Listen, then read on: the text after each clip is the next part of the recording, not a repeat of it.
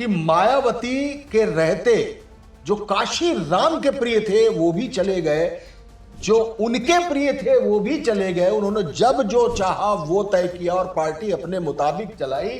फिर आकाश आनंद कभी हटा दिए जाते हैं, ससुराल का झंझट है।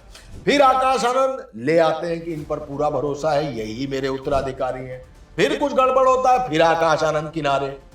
कोई शख्स ऐसा है जो लगातार इस बात के लिए मायावती को कन्विंस कर कर चल रहा है कि हमें आकाश आनंद को बहुत आगे बढ़ने देना नहीं। नहीं नहीं, मैं ही ब्रह्म हूं, मैं ही ब्रह्मास्मि हूं। और अगर आप ब्रह्म हैं, ब्रह्मास्म है, जीरो पे हैं, जीरो। हाँ। लोकसभा 14 में जीरो पे आई, 24 में भी जीरो पे हैं आप। कहते थे लोग 2007 से 12 के बीच में, दर्शकों सुन लो आप, कि इंडिया की, हिंदुस्तान की वो नेल्सन मंडेला है। अफसोस है मुझे कि जो नेल्सन मंडेला कहलाती थी, आयरन लेडी कहलाती थी, देश के भविष्य की प्रधानमंत्री कहलाती थी मायावती, वो जीरो पर है। बाहर कर दीजिए आकाश आनंद को कि नहीं है कोई मेरा उत्तराधिकारी और मैं जब तक जिंदा हूं तब तक मैं ही लड़ाई लड़ती रहूंगी। हम लोग तो एक मूवमेंट को, काशीराम के मूवमेंट को मरते देख रहे हैं, बुझते देख रहे हैं, इसलिए तकलीफ हो रहा है। मैं साफ तौर पर कहता हूं कि अगर आप पर यह आरोप है कि आप भारतीय जनता पार्टी की बी टीम है तो आप हैं। किसने आपको स्विच ऑफ कर दिया है कि आप अपनी ही पार्टी को खुद हाशिए पर लेती चली जा रही है? कैसे लड़ेंगी बहन जी, क्या करेंगी? सिर्फ अपनी ऑर्थोडॉक्स, अपनी परंपरागत पुरानी परिपाटी पर ही क्या चुनाव लड़ती रहेंगी? क्या नतीजों से भी आपको कोई फर्क नहीं पड़ता?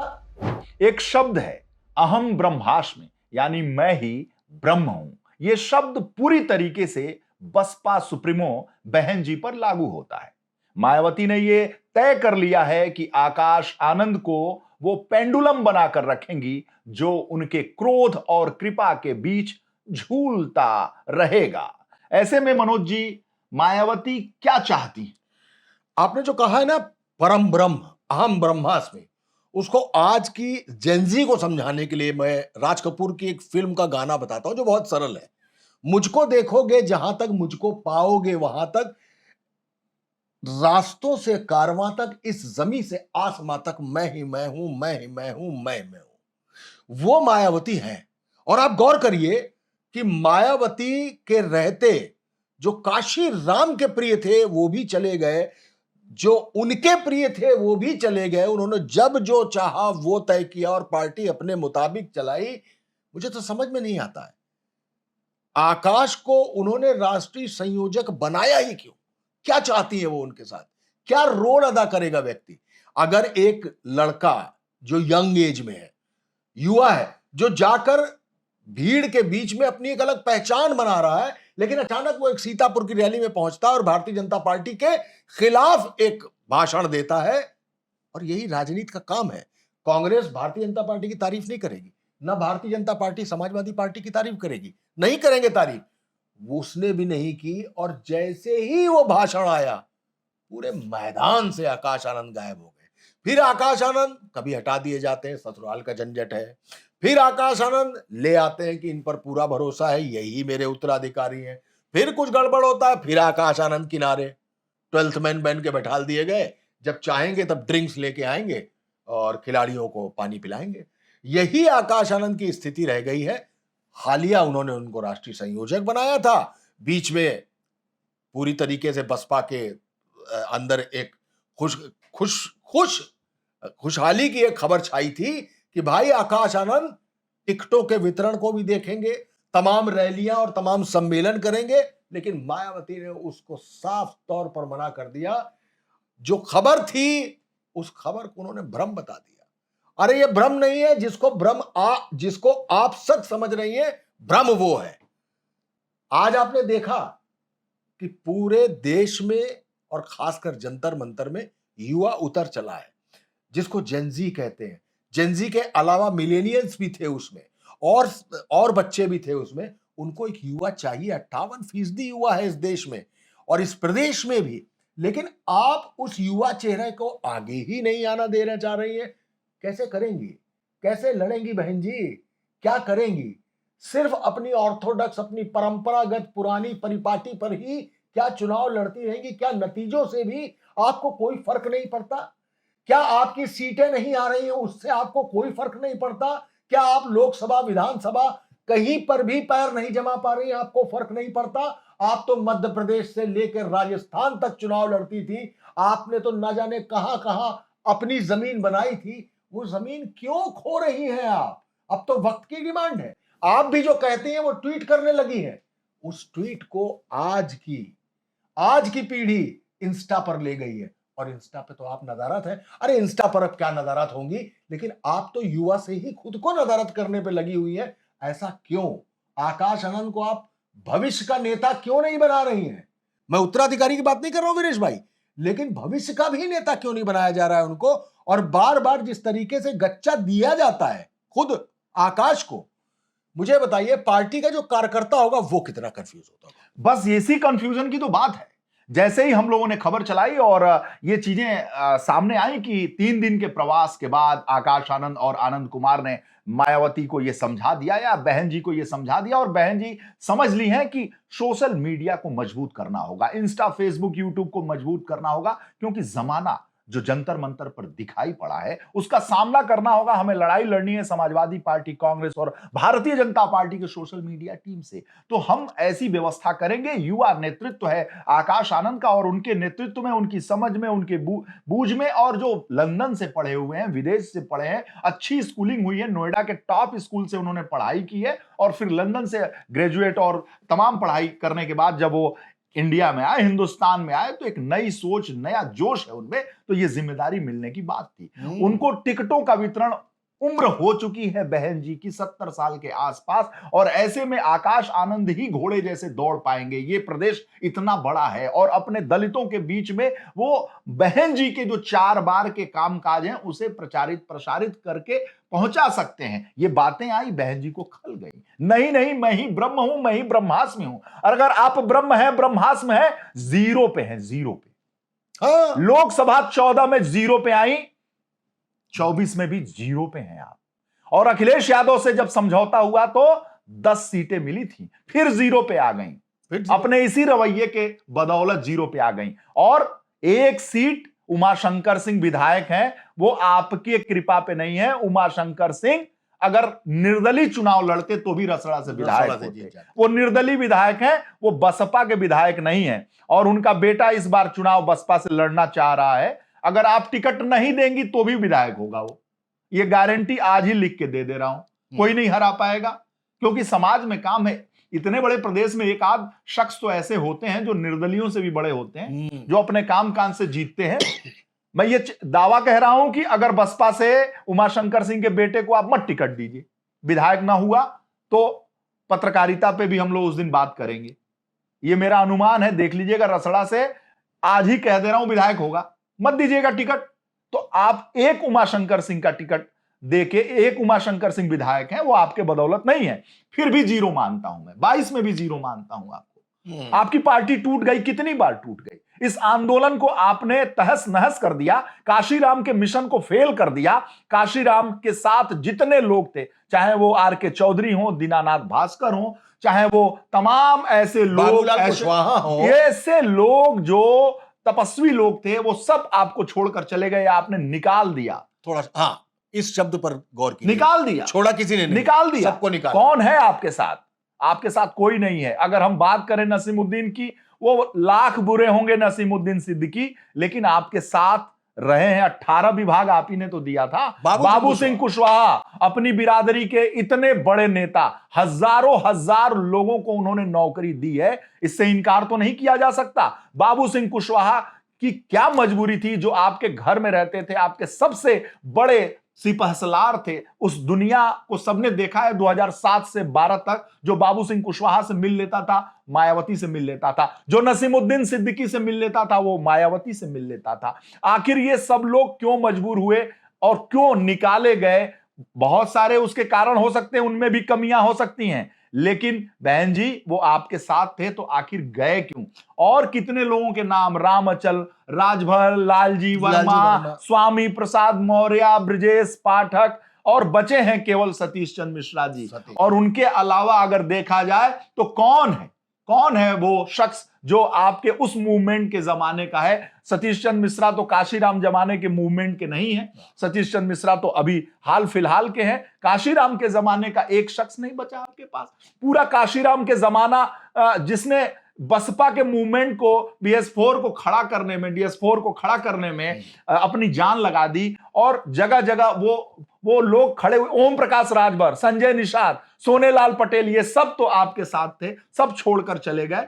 और क्यों छोड़कर गए? और आप सोचती हैं कि आप बहुत बड़ी लीडर हैं। अगर आप दलितों की लीडर हैं, भैया कहते थे कि मायावती जी कहते थे लोग 2007 से 12 के बीच में, दर्शकों सुन लो आप, कि इंडिया की, हिंदुस्तान की वो नेल्सन मंडेला है। काले रंग, काले दलित जो बातें हैं उसकी वो प्रतीक हैं, उसके गौरव हैं, और वो उनके उत्थान की देवी हैं। नेल्सन मंडेला से तुलना मायावती जी की होती थी, और निश्चित रूप से आप उसकी आयरन लेडी आप उसके लायक थी। 4 बार आप मुख्यमंत्री बनी हैं, किसी की कृपा से नहीं बनी है। उसी मूवमेंट, काशीराम, अंबेडकर और दलित मूवमेंट से आप बनी हैं। आप में वो ताकत थी, तभी इस देश ने, इस प्रदेश ने आपको आयरन लेडी कहा। बिल्कुल कहा। आपको नेल्सन मंडेला से तुलना आपकी की गई कि एक ऐसी महिला जो अश्वेत की लड़ाई नेल्सन मंडेला ने साउथ अफ्रीका में लड़ी, बिल्कुल, और ऐसी लड़ाई आपने हिंदुस्तान में लड़ी, और तमिलनाडु से लेकर कन्याकुमारी से लेकर और कश्मीर तक अपने पार्टी को आपने खड़ा किया। 4 बार इस प्रदेश की आप मुख्यमंत्री रहीं, और अब आपको सोचना चाहिए कि 14 में 0, 19 में समाजवादी पार्टी की वजह से 10, फिर 24 में 0। विधायकों की संख्या नदारद, एक बार नहीं दर्जनों बार पार्टी आपकी टूटी। तो यह मत कहिए कि आपकी पार्टी को लोग तोड़ लेते हैं।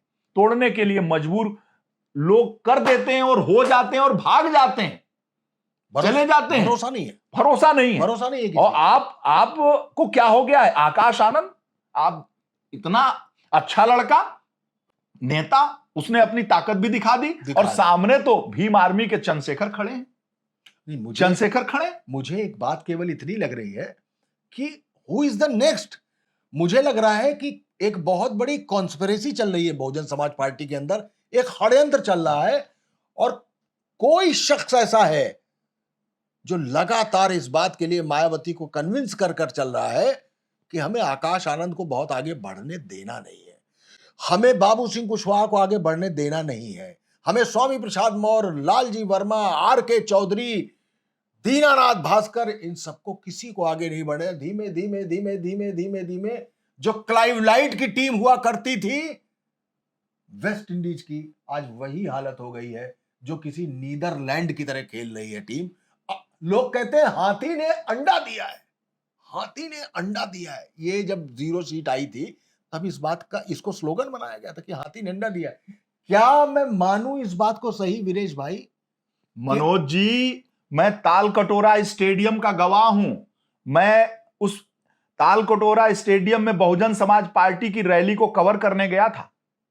बहन जी चीफ मिनिस्टर थी यूपी की, और वहां नारे लग रहे थे, नीला झंडा, हाथी निशान, इस बार प्रधानमंत्री हमें बहन जी चाहिए।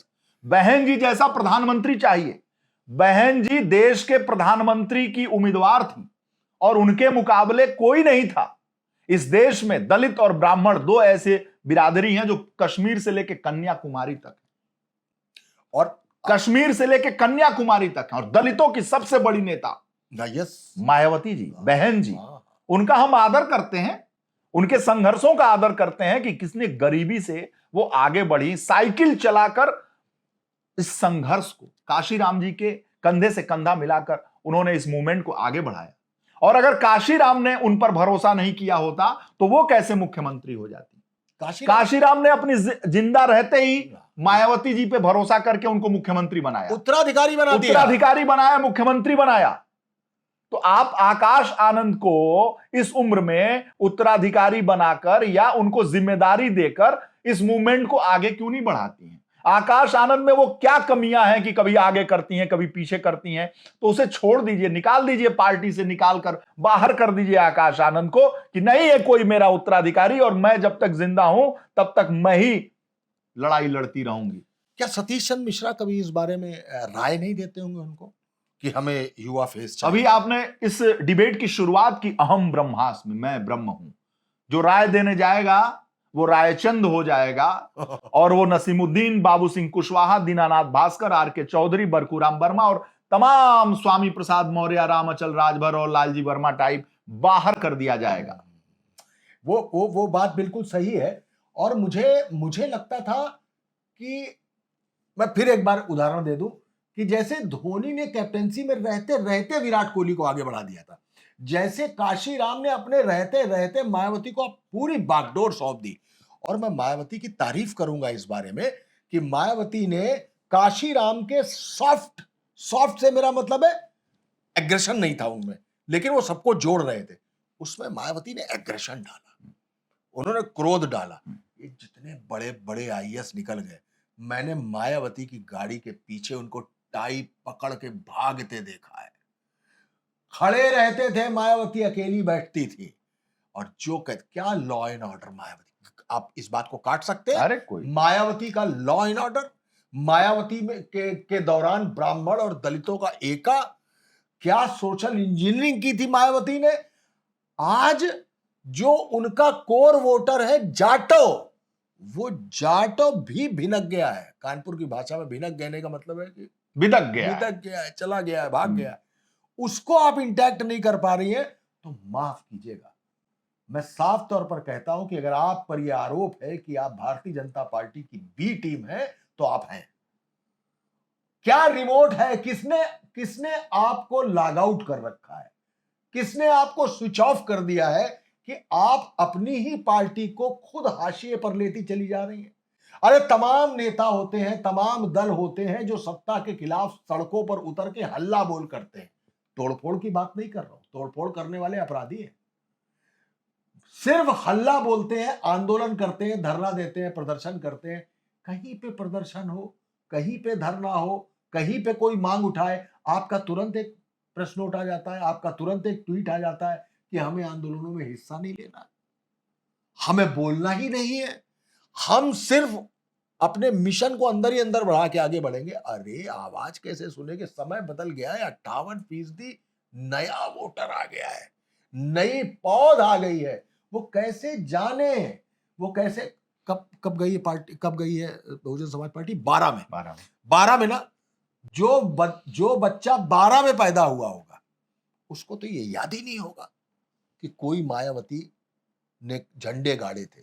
आप अपनी ही पार्टी को हाशिए पर ले गई हैं। आप कुछ कहना चाह रहे थे वीरेश? मैं कहना चाह रहा हूं कि जिस तरीके से बहन जी को काशीराम ने आगे बढ़ाया, आकाश आनंद को बढ़ाने में क्या जाता है? अगर परिवारवाद का आरोप लगता रहा तो उनको लाना ही नहीं था। आनंद कुमार जी को राष्ट्रीय उपाध्यक्ष बनाई है, नेशनल कोऑर्डिनेटर आपने बनाया हुआ है, तो जब बनाया हुआ है तो किस लिए ये मूवमेंट कहां जा रहा है? और दलितों की बात अगर करेंगे आप, युवाओं की बात करेंगे, आप जेनजी की बात कर रहे थे, युवा दलितों की बात कर रहे हैं, वो सब चंद्रशेखर के पास जा रहे हैं। भीम आर्मी के वो सदस्य हो गए।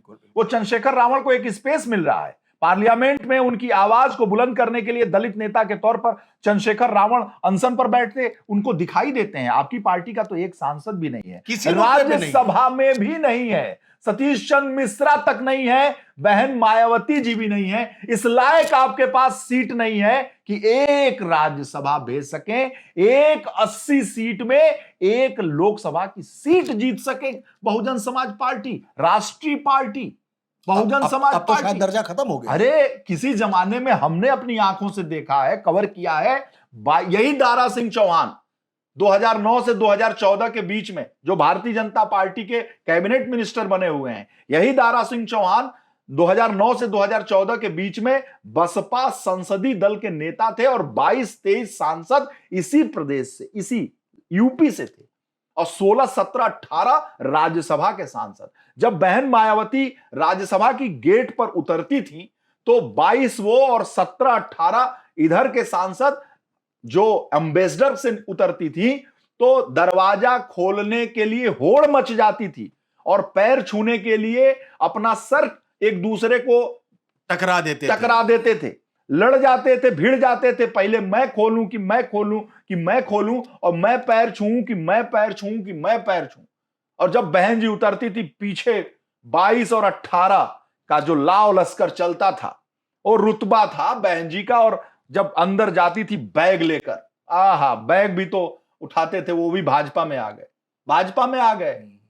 वो तमिलनाडु वाले साहब अम्बेसडर में बगल में बैठते थे उनके, ठीक है, और बैग लेके चलते थे बहन जी का। अब बहन जी आती थी और गरजती थी, कोई ऐसा विषय नहीं होता था कि हर विषय पे वो ललकारती थी, उनकी आवाज बुलंद होती थी, पूरा देश देखता था। आज पार्लियामेंट में एक नुमाइंदगी नहीं है। चंद्रशेखर रावण उस स्पेस को ले रहे हैं। युवाओं की अगर हम बात करें तो दलित युवा भीम आर्मी की तरफ आकर्षित होता जा रहा है। आकाश आनंद में वो भविष्य है, लेकिन उस भविष्य को कुचला जा रहा है। ऐसा तो नहीं लग रहा है कि हम लोगों ने आकाश आनंद की सुपारी ले ली है? अब बातचीत से तो यही लग रहा है कि आकाश आनंद ने हमसे संपर्क किया और कहा कि भैया आप हमारी पैरवी कर दो। ना ना ना ना, आकाश आनंद से न मनोज जी के कोई संपर्क है, न मेरे संपर्क है। एक ऐसी पार्टी जिसके चरम और परम वैभव को हम दो पत्रकारों ने अपनी आंखों से देखा है, वो धीरे धीरे धीरे खत्म होती जा रही है।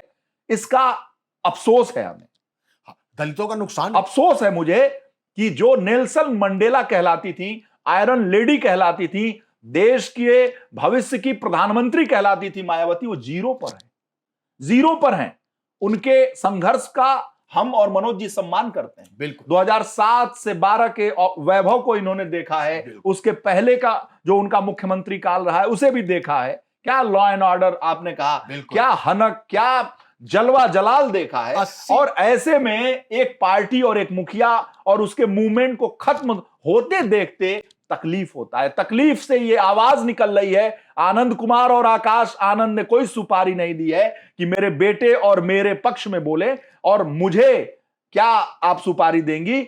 सुपारी देने का कोई सवाल ही नहीं है। हम लोग तो एक मूवमेंट को, काशीराम के मूवमेंट को मरते देख रहे हैं, बुझते देख रहे हैं, इसलिए तकलीफ हो रहा है। मैं और इसको स्पष्ट कर दूं आपकी बात को, मुझे लगता है दलितों का जो उत्थान मायावती के रहते हुआ उतना नहीं हुआ। नहीं, अरे और दलितों का वो उत्थान अगर फिर होना है तो जितना दलितों का उत्थान मायावती के रहते होगा वो कहीं किसी पार्टी में नहीं होगा।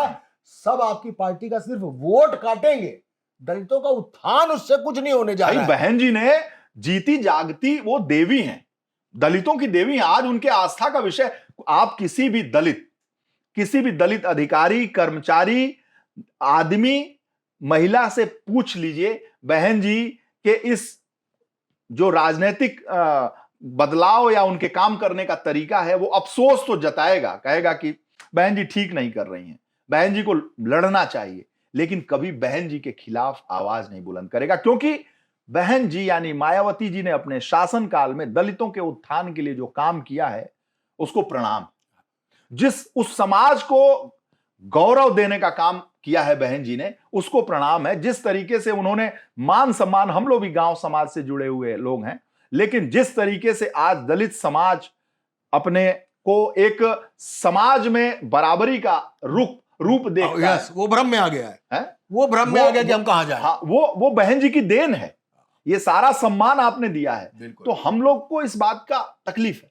बिल्कुल नहीं, ऐसा है वीरेश भाई, जब भी सियासत होती है या चुनाव होते हैं या सरकारें होती हैं, पब्लिक के पास एक ऑप्शन होना चाहिए। अच्छा, तुम गड़बड़ कर रहे हो, हम तुमको चुनते हैं। और उत्तर प्रदेश में अगर उत्तर प्रदेश के चुनाव या देश के चुनाव को देख ले तो मुझे बताइए ना कि कितने ऑप्शन है जनता के पास। मैं क्या बोलूं, आजकल जनता से क्या फीडबैक लेके आता हूं, क्या लोग मुझे बताते हैं। मैं आपको सच बता रहा हूं, ब्राह्मण इज वेटिंग कि अगर मायावती जी रिवाइव करती हैं तो ब्राह्मण वोट देगा जाके उसको। मैं सच बता रहा हूं आपको। बहुत सारी दलित की जातियां इंतजार कर रही हैं कि एक बार बहन जी आ जाए। और जो लोग हैं, ये वो लोग हैं जिनके लिए आपने अंबेडकर पार्क बनाए हुए हैं। जब ये वहां जाते हैं तो सबसे पहले जमीन पर लेट के माथा नवाते हैं। उनके लिए वो मंदिर जैसा अंबेडकर पार्क है। वो मायावती जो जिद्दी थी, जिन्होंने नोटों की माला पहनी, मीडिया ने उसकी जमकर मजम्मत की, लेकिन मायावती ने अगले दिन मीडिया के लिए एक प्रेस कॉन्फ्रेंस बुलाई और हम सोच रहे थे कि मायावती शायद माफी मांगेंगी, लेकिन उस प्रेस कॉन्फ्रेंस में सबसे पहले मायावती ने फिर नोटों की माला पहनी। ये उनकी जिद थी कि तुम जो कहोगे हम चलेंगे अपने मन से। ये पॉजिटिव थी जिसमें एरो आगे की तरफ बना था। मुझे लगता है अब ये जिद पार्टी की तरफ चली गई है कि हम जो चाहेंगे वो करेंगे, चाहे पार्टी का सत्यानाश हो जाए। हमने बनाई पार्टी, हम ही तोड़ देंगे। हम तोड़ देंगे, हम खत्म कर देंगे पार्टी। नहीं, आज भी बहुजन समाज पार्टी के बारे में लोग पूछते हैं, लोग जानते हैं, और आपको उठना होगा ये बताने के लिए कि मैं भारतीय जनता पार्टी की बी टीम नहीं हूं। आप हर बार इस बार में गच्चा खाती हैं, लेकिन पता नहीं इतना युवा वोटर सामने आने के बावजूद आप अपने ही घर में, आपको कोई नेता नहीं चुनना है, अपने ही घर में जिस पर आपको भरोसा है, जिसको आपने 3-3 बार बनाया, 3-3 बार हटाया, आप जिम्मेदारी क्यों नहीं देना चाहती? ये आप ही जानती हैं या जानता है वो षड्यंत्रकारी व्यक्ति जो कहीं से सुपारी लेके आपकी पार्टी को लगातार दीमक की तरह चाट रहा है। सोचिएगा जरूर इस वीडियो को देखने के बाद। बहन जी, बड़ा सम्मान, बहुत आदर है आपके प्रति। आपके जलवा जलाल को हम लोगों ने देखा है, वैसे ही उस वैभव को हम देखना चाहते हैं। हम कोई आपसे द्वेष राग नहीं रखते हैं, हम तो आपके उस जलवा को देखना चाहते हैं कि नीला झंडा, हाथी निशान, प्रधानमंत्री, बहन जी, क्या क्या नारे थे, क्या नारे? अरे गजब का। इस देश में आप जैसे संघर्षों से पैदा हुए नेता का सम्मान यहां दिल में है, लेकिन जब हमें लगा कि आपको भी कुछ कहना चाहिए, बिल्कुल, तब हमने ये वीडियो बनाया है। प्रणाम आपको।